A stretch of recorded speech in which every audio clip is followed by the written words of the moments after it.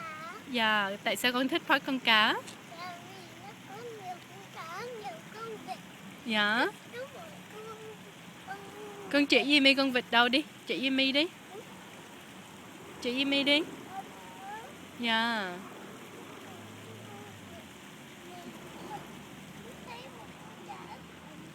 Con thấy con cá hả? Để mẹ quay cho Jimmy coi nha. Jimmy coi nè. See? That's a koi fish.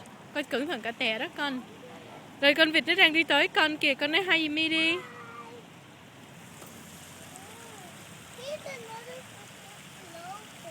Dạ. Cẩn thận cả té nha Minh Khoa. Ở dưới á con. Con vịt nó muốn say hi với con kìa.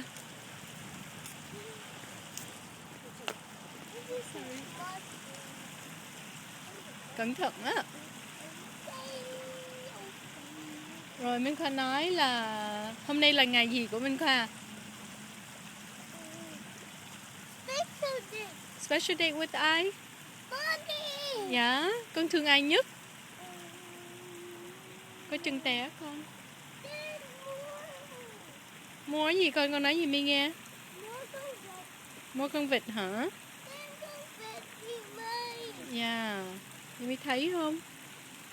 See if I can get it. Is it coming? Yeah. And Minh Khoa, what is your favorite thing?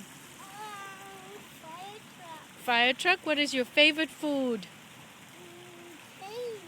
Huh? Favorite food? I like to ride on the train. Oh, you like to ride on the train? There's one more seat. It's okay, mẹ ngồi đây mẹ quay cho con.